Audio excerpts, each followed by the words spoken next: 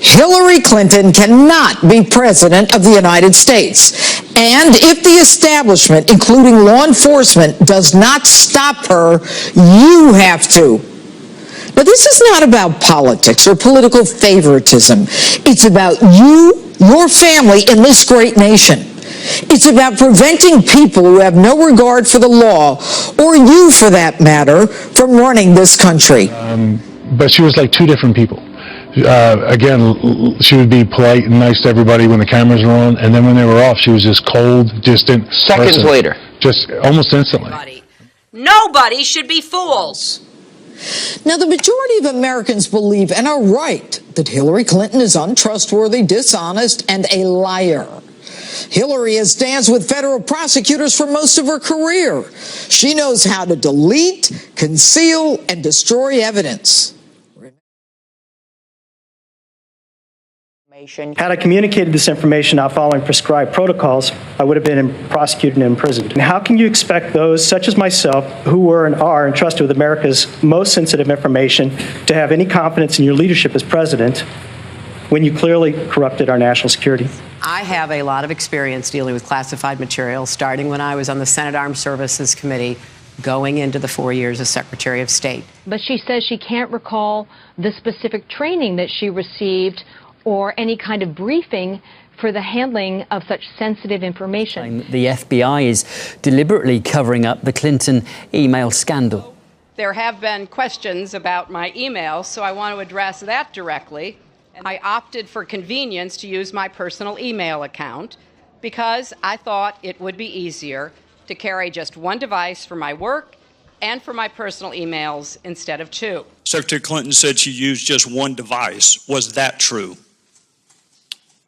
She used multiple devices. And provided all my emails that could possibly be work-related. Secretary Clinton said all work-related emails were returned to the State Department. Was that true? No, we found work-related emails, thousands. We went through a thorough process to identify all of my work-related emails and deliver them to the State Department. Did her lawyers read the email content individually? No. I took the unprecedented step of asking that the State Department make all my work-related emails public for everyone to see. I think there's so much confusion around this that I understand why reporters and the public are, asking questions, but the facts are pretty clear. I did not send nor receive anything that was classified at the time. Secretary Clinton said there was nothing marked classified on her emails either sent or received. Was that true? That's not true. Secretary Clinton said I did not email any classified material to anyone on my email. There is no classified material. Was that true? There was classified material. After a long investigation, FBI Director James Comey said none of those things that you told the American public were true. Chris, that's not what I heard Director Comey say, and I thank you for giving me the opportunity to, in my view, clarify. Director Comey said that my answers were truthful and what I've said is consistent with what I have told the American people. Director Comey had said that my answers in my FBI interview were truthful. That's really the bottom line here. And I have said during the interview and in many other occasions over the past months that what I told the FBI, which he said was truthful, is consistent with what I have said publicly. So I may have short-circuited it, and for that I will try to clarify, because I think Chris Wallace and I were probably talking past each other. After Secretary Clinton left the State Department, corporations and large interest groups paid her over $21 million in speaking fees. In response to why, for just 3 speeches, Wall Street investment giant Goldman Sachs paid her $675,000, Hillary Clinton shrugged. Did you have to be paid $675,000? Well, I don't know. That's what they offer. Almost all corporations, trade associations, and other groups that paid for or sponsored Secretary Clinton's speeches have actively sought to sway the government, either through lobbying or bidding for contracts. A U.S. law prohibits sending aid to corrupt governments where the aid can be stolen, unless there is a special waiver from Secretary of State. Nigeria received such a waiver from Secretary Clinton around the same time as Bill Clinton was paid $1.4 million for 2 speeches in Nigeria, unprecedented for that African nation. In 2010, the U.S. warned Swedish telecommunications company Ericsson that it was violating sanctions against Iran. Ericsson paid Bill Clinton $750,000 for a single speech in 2011, and 1 week later, Hillary Clinton's State Department unveiled its new sanctions list for Iran that did not include telecommunications. In the wake of the devastating earthquake in Haiti, Bill and Hillary Clinton oversaw the distribution of billions of dollars allocated for Haiti's recovery. During that time, Haiti gave a gold mining concession to a company called VCS Mining, whose board of directors was suddenly joined by Hillary Clinton's brother, Tony Rodham. Chelsea Clinton plus her mom and dad got paid more than $26 million for giving speeches. If this isn't money laundering, I don't know what is. Got a cause you want promoted or need favor in high places? Simple. Hire Chelsea or one of her parents to give a speech to 10 people in the audience, pay them $1 million or so, and watch your troubles disappear. A Beijing natural gas group paid $250,000 for a pep talk. Citibank paid more than $250,000 for some wisdom from Hillary, and the Clinton Foundation brought in a whopping $2 billion since Bill Clinton left office. With ethics like these, is it any wonder that millions of acres of barren American wasteland that just happens to be rich in oil reserves has been forcibly converted into no-drilling so-called wildlife zones? And why top-secret American nuclear technology was so quickly given away to China? Hillary Clinton said she received money from all kinds of groups and companies, and it never affected her decision-making. Many find it difficult to believe when they look at her track record, including Clinton's support for trade agreements, which wiped out hundreds of thousands of jobs in the U.S. and greatly benefited wealthy multinational corporations. Hillary loves the Saudis, and they love her. They gave her foundation $25 million, just as a gift. And that's just from the Kingdom of Saudi Arabia. Other Saudi sheiks donated to her personally, as did Muslim dictatorships like Kuwait, Qatar, Oman, the United Arab Emirates. Millions of dollars, private gifts to her personal foundation while she was Secretary of State. That's why she kept her email secret, so no one could see the quid pro quo, what was said to the Saudis in return for the money. Let's be clear, though. Islam is not our adversary. Muslims are peaceful and tolerant people and have nothing whatsoever to do with terrorism. Clinton's most intimate assistant, Huma Abedin, born in the U.S. but raised in Saudi Arabia, is from a family of Islamic extremists. Huma worked with the Muslim World League, an organization funded by the Saudi government that was used by Osama bin Laden to finance his operations. And even after 9/11, Huma was still working for the extremist Journal of Muslim Minority Affairs with her sister, her brother, and her mother. The Muslim extremism is the family business, and now she's Hillary Clinton's top aide. But Clinton has always been close to Muslim extremists. Even before she set up a foundation to make money off it, here she is more than 15 years ago hugging Suha Arafat, then the wife of Yasser Arafat, moments after Suha Arafat had accused Jews of using poison gas on Palestinian babies. Clinton kissed her after she said that. But you don't need to go back 15 or 20 years. Just look at what Clinton did during her term as Secretary of State. She pushed ahead with the nuclear deal for Iran. She supported Mohammed Morsi of the terrorist Muslim Brotherhood in his takeover of Egypt. And she stood by him as he started to bring in Sharia law in Egypt. And Clinton objected when the Egyptian army helped topple Morsi and restore order. Clinton and Obama were the architects for the extremely hasty total withdrawal and abandonment of Iraq against Pentagon advice. It happened so quickly, it created the void filled by the Islamic State terrorists. Clinton loved to topple steady, stable regimes, especially those that were the most benign towards the West, Egypt and Libya's Muammar Gaddafi.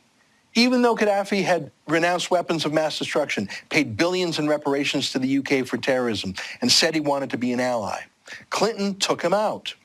As we came, we saw, he died. Did it have anything to do? Yeah, she helped topple Gaddafi, and she stood by as Islamic radicals took over the country. Clinton says Angela Merkel, the German chancellor, who's let in 2 million Muslim men in the past year, she says Merkel is her role model. She says she'd increase the number of Muslim migrants to the United States by 500%. Do you doubt it? That the rise of Muslim anti-Semitism and terrorism and threats to the Jewish people and threats to Israel are important to you? Then give your head a shake. Hillary Clinton is the most anti-Israel candidate in history who is taking... I believe that marriage is not just a bond, but a sacred bond between a man and a woman. I support marriage for lesbian and gay couples. I support it personally and as a matter of policy and law. You are playing with my words and playing with what is such an I'm just trying to clarify issue. So I can understand. No, I don't think you are trying to clarify. I think you're trying to say that, you know, I used to be opposed and now I'm in favor and I did it for political reasons, and that's just flat wrong.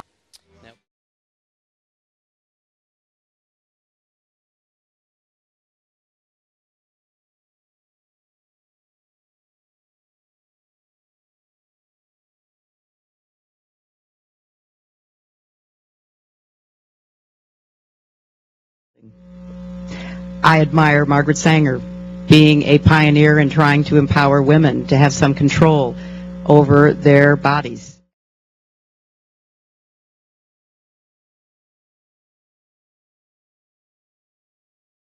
Madam Secretary, in receiving Planned Parenthood's founder Margaret Sanger's award in Houston on March 27th, you said that you were, quote, in awe of Margaret Sanger. You said that Sanger's life and leadership was one of the most transformational in the entire history of the human race, and that Sanger's work both here and abroad was not done, quote unquote.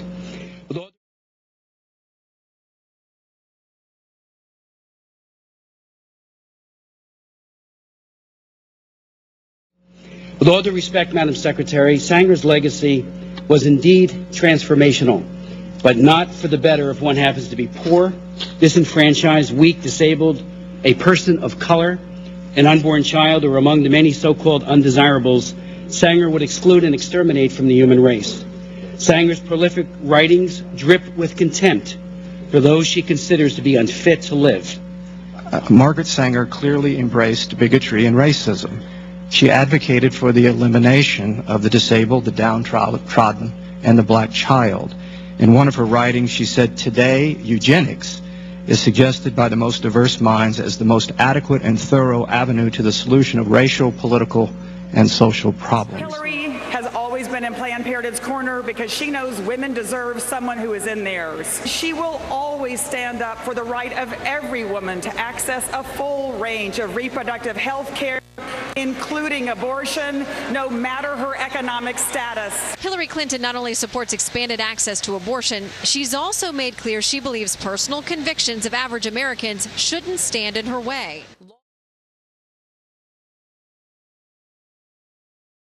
Laws have to be backed up with resources and political will, and deep-seated cultural codes, religious beliefs, and structural biases have to be changed. I've been against Hyde for years because I think it deprives low-income women from being able to access the full range of reproductive health services.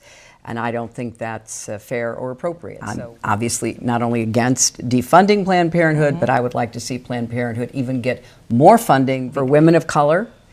Planned Parenthood is the go-to place. And where it is being shut down and it is being, in so many ways, made more difficult to access, the people who are going to suffer the most are low-income women of color. My view has always been this is a choice. It is not a mandate. The unborn person doesn't have constitutional rights. So in the third trimester of pregnancy, there is room for looking at the life and the health of the mother. The only people that I would ever appoint to the Supreme Court are people who believe that Roe v. Wade is settled law and Citizens United needs to be overturned. It goes to the heart of who we are as women, our rights, our autonomy, our ability to make our own decisions. And we need to be talking about that and defending Planned Parenthood. And don't give me that woman thing where, oh, it's time for a female president. Yeah, it is, but not her. And for those of you who think a woman will automatically help other women, consider this. Over the past 25 years, I have worked persistently on issues relating to women, children, and families. It is a violation of human rights when individual women are raped in their own communities. Here's Hillary, in her own words, laughing about how she helped get this convicted child rapist a reduced sentence. The case where I represented that guy, it was a fascinating case. It was really an interesting case. This guy was accused of raping a 12-year-old. Of course, he claimed that he did all this stuff. He took a lie detector test. I had to polygraph, which he passed, which forever destroyed my faith. How did it turn out? Oh, he plea bargained. We got him off. It was time served in the county jail. He did in the county jail about 2 months. The 12-year-old victim is now 52, and she claims Clinton went to great lengths to discredit her and, quote, took her through hell. Anyway, Hillary Clinton says she knew the guy was guilty, yet she still defended him and got him off, quote, got him off with time served, ha, ha, ha. Do you want someone who feasibly could be sitting in the Oval Office making decisions, who could laugh about getting off someone she knew was guilty on some sort of legal technicality? That's not the kind of leadership I want. And what did Hillary Clinton do to this person when she said, this girl seeks out older men? She said, that's just a lie. She said, this person is mentally unstable. Also a lie. She said that this girl had made up rape claims before against people. That was a lie. Okay. I remember landing under sniper fire. There was supposed to be some kind of a greeting ceremony at the airport, but instead we just ran with our heads down to get into the vehicles to get to our base. Great image making, but here's the problem. We have the real video, and this is it. This is Hillary arriving not under sniper fire, but she walks up to a group of young girls who give her flowers and give her gifts. That's not exactly sniper fire. Some Democrats believe you changed your positions based on political expediency. You were against same-sex marriage, now you're for it. You defended President Obama's immigration policies, now you say they're too harsh. You supported his trade deal dozens of times. You even called it the gold standard. Now, suddenly last week, you're against it. Will you say anything to get elected? Well, look, I voted numerous times when I was a senator to spend money to build a barrier to try to prevent illegal immigrants from coming in. We will offer a very different vision for our country, one that is about building bridges, not walls.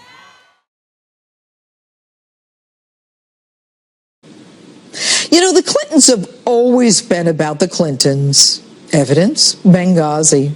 She lied about the video when she knew it was al-Qaeda so that she could benefit politically. And who else was at your home? Were you alone? I was alone, yes. The whole night? Well, yes, the whole night. Well, I don't know why that's funny. I mean, did you have any in-person briefings? I don't find it funny at all. I'm sorry, a little note of levity at 7:15. Well, I mean, the reason I say it's not funny is because it went well into the night when our folks on the ground were still in danger. So I don't think it's funny to ask you if you were alone the whole night. Your experts knew the truth. Your spokesperson knew the truth. Greg Hicks knew the truth. But what troubles me more is I think you knew the truth. Approximately 1 hour after you told the American people it was a video, you say to your family, 2 officers were killed today in Benghazi by an al-Qaeda-like group. The next day, within 24 hours, you had a conversation with the Egyptian Prime Minister. You told him this: we know the attack in Libya had nothing to do with the film. It was a planned attack, not a protest. Americans can live with the fact that good people sometimes give their lives for this country. They don't like it. They mourn for those families. They pray for those families. But they can live with it. But what they can't take, what they can't live with, is when their government's not square with them. The fact is, we had 4 dead Americans. Was it because of a protest, or was it because of guys out for a walk one night who decided they'd go kill some Americans? What difference at this point does it make? If the establishment is not willing to admit that no one is above the law and is not willing to garner justice, then ordinary Americans need to make sure that the scales of justice are level for all of us. And that means that Hillary cannot be president.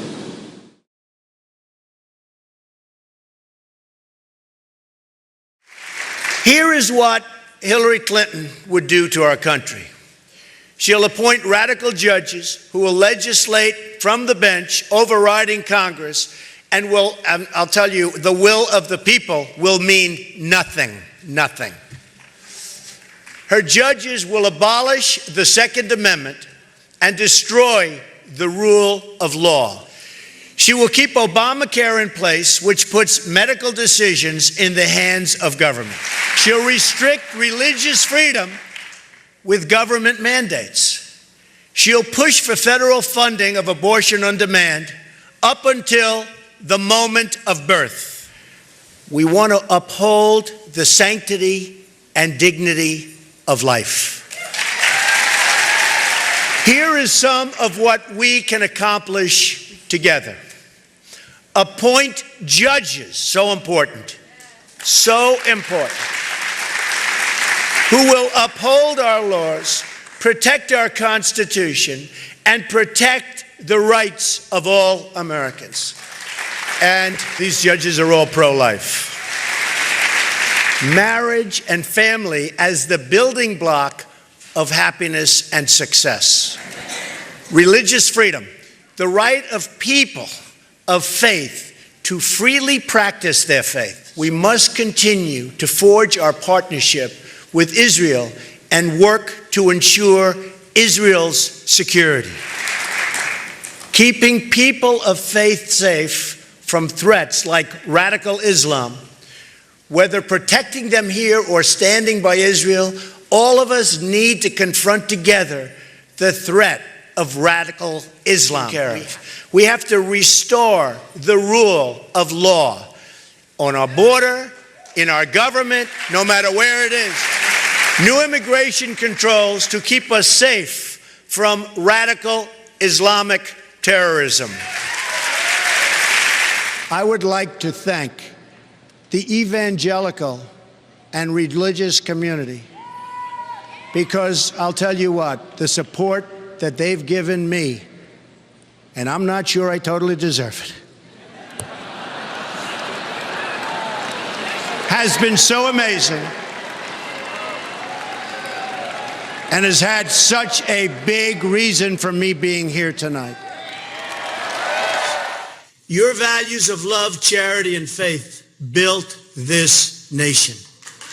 A Trump administration, our Christian heritage will be cherished, protected, defended like you've never seen before.